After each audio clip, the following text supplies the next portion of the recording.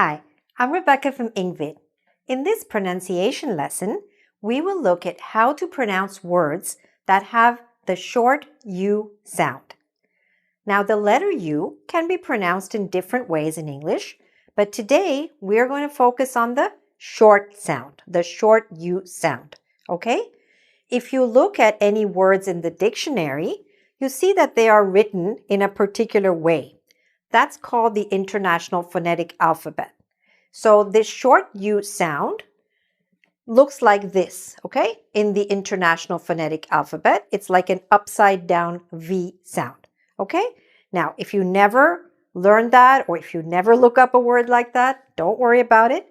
In this lesson, we're going to look at exactly how to pronounce these words. Now, here, today, we're focusing just on the short U sound because it appears in so many different words, all right? And this is especially helpful for Spanish speakers and some others because there, the U has a different kind of sound, all right? Now, we'll look at short U.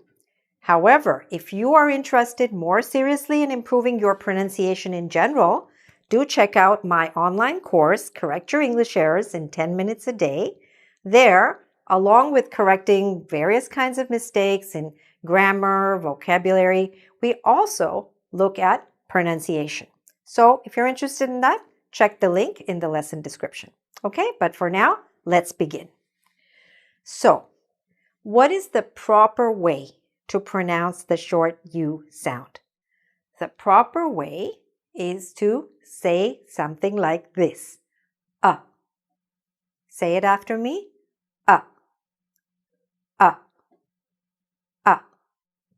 I know it sounds a little weird, but don't worry, you don't go around just saying that. That's the sound, but I want you to hear it separately, and then we're going to use it in words itself, okay? Now, when I'm saying the sound is what? Is it short or long? It's very short, okay? It's almost shorter than you can imagine. It's very, very short. So make sure you're saying it really short. Plus, look at my lips. So my lips are also very relaxed, right? They're not tense. So the sound is short and my lips are relaxed. So make sure that your mouth is also the same way. And it can help sometimes to look in a mirror when you're practicing your pronunciation. All right. So that's what you should do. You should say What you should not do is to pronounce the short U sound like an oo. All right? Do not do that. So for example, in this word should be ultra, not ultra. Okay? So we're just going to look very briefly at what you should not do. And after that, we'll focus on all the things you should do. But let me just let you hear what happens if you don't pronounce it properly. All right? So say ultra, not ultra. Say culture, not culture. Say public, not public. Okay? So that's our goal, to say it with the short U sound. So let's begin. Let's start first by looking at some very short words. Repeat after me. Up, cup. Butt, nut. Duck, luck. Okay? Keep it nice and compact, nice and short. Let's continue. The words are getting a little longer, but the sound is not getting longer. The sound stays the same. Shut, uncle, lunch, running, truck, husband. Okay? Good. Let's continue now. Now we're going to look at some business English vocabulary that has this same short U sound. Okay? Repeat after me. Discuss. Good. Subsidize. customer, and function. All right? Of course, we're going to have business English words, academic words, general words, all of which have this short U sound. They're everywhere, all right? And can you know when it's a short U sound or some other sound? Not automatically, okay? My lesson will help you look at many of the patterns, but really you need to listen, okay? Listen to what a native English speaker is saying. And then you can also check in the dictionary if you wish. And if you see this symbol, right, the upside down V, then you'll know that this is the sound we're looking for. The short U, which is what? Very good. All right. Now, here are a whole lot of words. Repeat after me, okay? It's really good practice. Multicultural. Multinational. Multilingual. Multilateral. Multimedia. And multicolor. Okay, so these are just a few words like that which have this prefix multi. What does that prefix, that beginning multi mean? It means many. Okay, so multicultural refers to many cultures. Multinational, many nationalities or many countries. Multilingual, okay? Has to do with what? What does it mean if I say someone is multilingual? That person speaks many languages, okay? It's really interesting with lingual. So if you speak one language, you are uni, U-N-I, unilingual. If you speak two languages, do you know the prefix for that one? B-I, bilingual, okay? If you speak three languages, you might be trilingual, T-R-I, all right? But usually after that, we just say multilingual, all right? Or even sometimes after two, we just say he's multilingual, she's multilingual. She speaks many languages, all right? Multilateral, lateral means sides. So if you have multilateral discussions, you have many sides taking part in the discussion, all right? Multimedia and multicolor, all right? Next, let's look at some expressions, phrasal verbs that use the word up as part of the expression, all right? So repeat after me. Backup. You need to back up your files, all right? So you don't lose them. Cheer up, okay? If somebody is sad, we might say cheer up. Show up, okay? We weren't sure if he was going to come to the meeting, but finally he showed up. He came, he did come. And bring up, okay? Please don't bring up that subject, all right? Or make sure to bring up that topic at the meeting, all right? So here we see that, again, the word up appears in lots of phrasal verbs, and these are just a few of them, okay? Now let's look at another very interesting point about the short U sound. So far, we looked at a lot of words and they all had the letter U in them, right? And we said that they were the short U sound. On this board, I'm going to show you something else that very often we have to say the short U sound, but there is no U in the word at all. There are some other letters. So let's look at some examples, all right? A very popular word, right? Love. Is there a U there? No.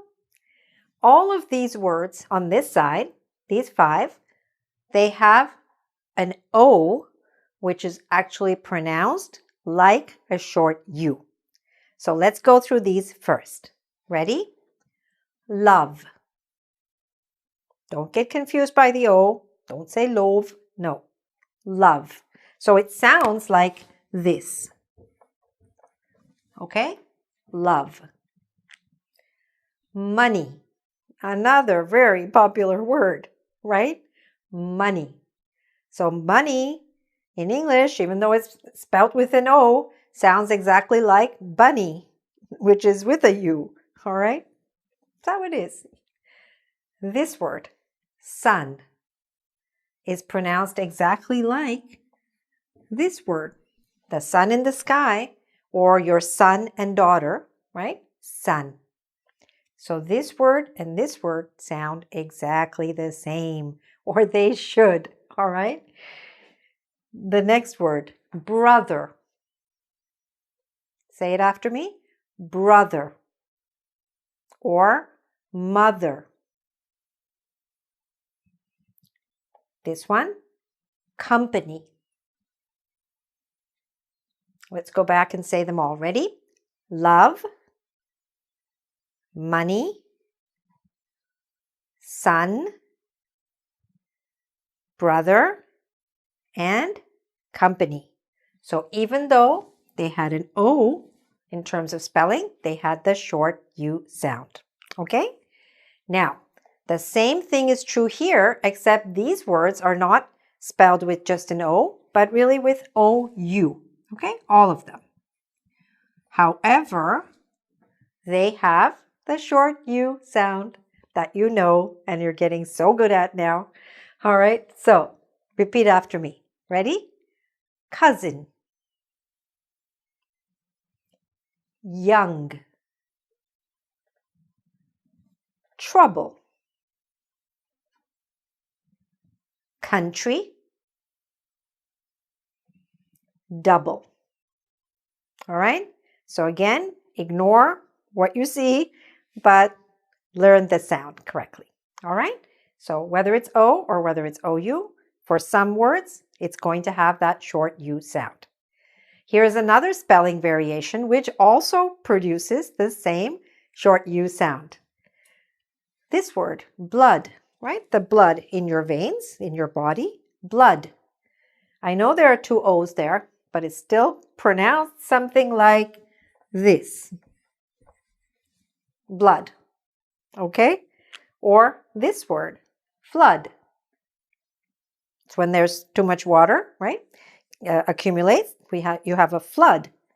So, similarly, even though there are two O's, the sound is of a short U. All right, good for you. You've learned so much in this lesson with that. And this part will help you a lot because I find that a lot of my students and my clients do get confused because naturally you don't see a U there. So why would you say that? Well, when you know a little bit about English and you've learned a little more carefully about pronunciation, then you get to know that these sounds also appear in those words. Okay? But now, usually, since you don't just go around saying words, but you actually use those words in sentences, let's make sure that you don't just say the word correctly when you're practicing, but when those words appear in a sentence or a question, that you continue to pronounce them correctly, because sometimes that's a bit of a challenge. So let's try a few of those. Ready? Where's the bus? Good. That's funny. Good. Okay, number 3. Let's discuss the proposal. Let's try that one more time. Let's discuss the proposal. Good. Number 4. It's a multinational company. Very good. And number 5. Number 5 is just what we call like a tongue twister. It's a silly sentence that helps you to master this sound, all right, in a kind of a fun, silly way. So if you're going to practice this sound, then you could say this sentence every day and make sure that you're saying it correctly, all right? It's a good way to summarize what we've been learning. Are you ready? Here we go. In the middle of the rug sat a big black bug. Okay? It's just a silly thing. Say it again. In the middle of the rug sat a big black bug. All right, that's it. Congratulations. You reached the end of this lesson, and it was so important, right? Because you learned that it doesn't only have to be spelled with a U, but it can be spelled in many different ways. when we have to produce this sound, okay? And if you're serious about improving your pronunciation, also, as I said, and correcting various kinds of errors that you might be making in English, please check out the link to the Correct Your English Errors course. I think you might find it very helpful. All right? We're getting really good feedback from many of our students. So thanks very much and all the best with your English. Bye for now.